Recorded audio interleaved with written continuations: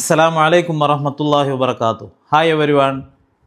ഇന്നു മുതൽ ഇൻഷാ അല്ലാഹ് സ്ട്രൈറ്റ് പാത്ത് മീഡിയ ഒരുക്കുന്ന മാജിക്കൽ സ്പോക്കൺ ഇംഗ്ലീഷിലേക്ക് ഏവർക്കും ഹൃദ്യമായ സ്വാഗതം. ഇന്നലെ നമ്മളൊരു പ്രൊമോഷൻ വീഡിയോയിൽ പറഞ്ഞിരുന്നു ലളിതമായ ഒരു ഇംഗ്ലീഷ് ക്ലാസ് നമ്മൾ ആരംഭിക്കുകയാണ് എന്ന്. 18 വർഷത്തോളമായി വ്യത്യസ്തമായ തുറകളിൽ ജീവിതത്തിൻ്റെ വിവിധ മേഖലകളിൽ പ്രവർത്തിക്കുന്ന ആളുകളൊക്കെ പങ്കെടുത്ത് അവർക്കൊക്കെ ധാരാളം ഉപകാരം കിട്ടിയ ഒരു ക്ലാസ് കൂടിയാണ്.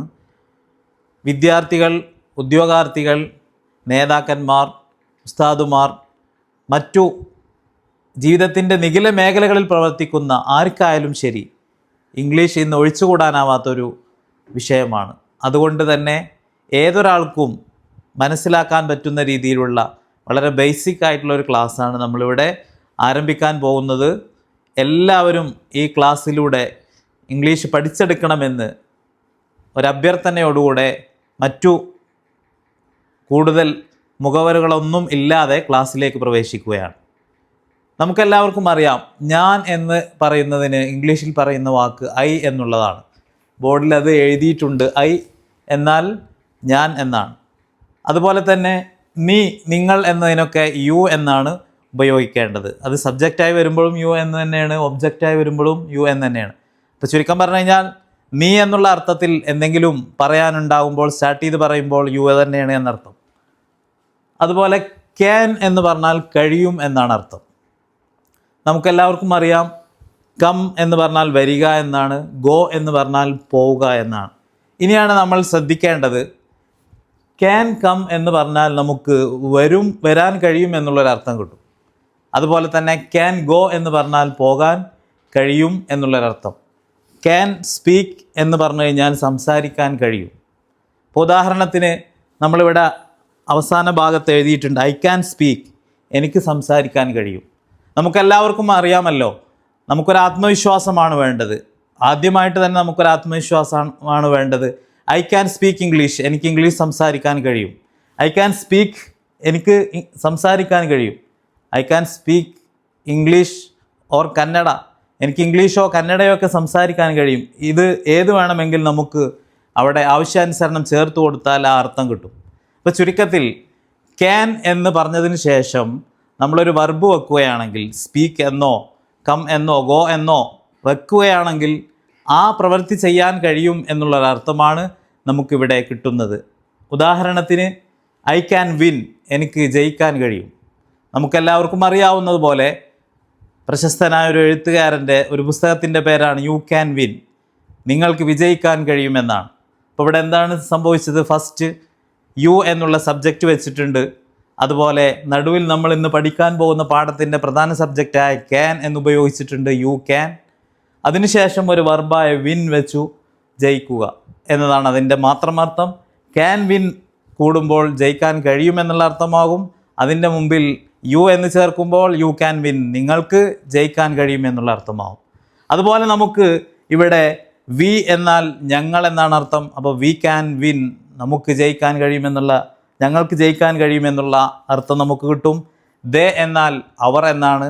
അതായത് അവർ എന്ന അർത്ഥം കിട്ടാൻ നമ്മൾ ഇംഗ്ലീഷിൽ ഉപയോഗിക്കുന്ന സബ്ജക്റ്റ് ഫോം ദേ എന്നുള്ളതാണ്. അപ്പോൾ ദേ ക്യാൻ വിൻ, അവർക്ക് വിജയിക്കാൻ കഴിയും. ദേ ക്യാൻ സ്പീക്ക്, അവർക്ക് സംസാരിക്കാൻ കഴിയും. ദേ ക്യാൻ സ്പീക്ക് ഹിന്ദി, അവർക്ക് ഹിന്ദി സംസാരിക്കാൻ കഴിയും. ഇങ്ങനെയാണ് നമ്മൾ ക്യാനിൻ്റെ ഒരു ഉപയോഗം നാം മനസ്സിലാക്കേണ്ടത്. ഇനി ഇതിൻ്റെ മറ്റു ഉപയോഗങ്ങളും ഉണ്ട്, അതൊക്കെ തുടർന്നുള്ള ക്ലാസ്സുകളിൽ നമുക്ക് മനസ്സിലാക്കാം. ഇനി നിങ്ങൾ എന്താണ് ചെയ്യേണ്ടതെന്ന് ചോദിച്ചാൽ, ഇതുപോലെ ഒരു 100 തവണയെങ്കിലും വ്യത്യസ്തമായ ഉദാഹരണങ്ങൾ ഉണ്ടാക്കിക്കൊണ്ട് നമുക്ക് ഇതിനെ പ്രാക്ടീസ് ചെയ്യുക. പ്രാക്ടീസ് മേക്സ് പെർഫെക്ഷൻ എന്നാണ്. പ്രാക്ടീസിലൂടെ മാത്രമേ നമുക്ക് ഏതൊരു കാര്യവും കുറ്റമറ്റ രീതിയിൽ പഠിച്ചെടുക്കാൻ സാധ്യമാവുകയുള്ളൂ. അതുകൊണ്ട് നിങ്ങളെല്ലാവരും ഏറ്റവും ചുരുങ്ങിയത് 100 തവണയെങ്കിലും ഉദാഹരണങ്ങൾ ഉണ്ടാക്കുക.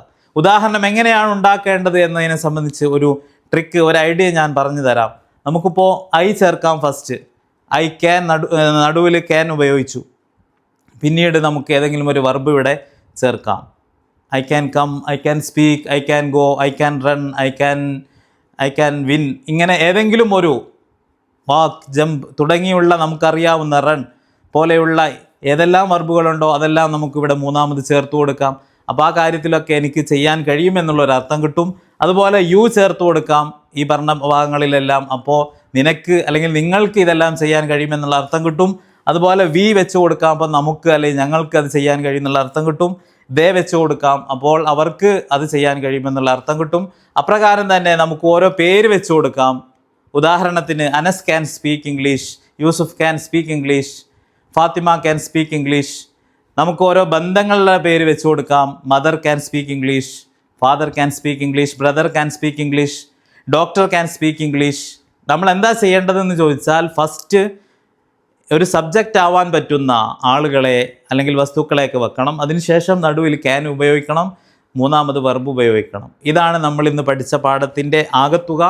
ഇത് നിങ്ങൾ എത്ര പ്രാക്ടീസ് ചെയ്യുന്നോ അത്രയും നിങ്ങൾക്ക് ഈ പാഠം പഠിയും. ഇനി ബാക്കിയുള്ള വിഷയം ഇതിൻ്റെ തുടർന്നുള്ള ക്ലാസ്സുകളിൽ നമുക്ക് പഠിക്കാം.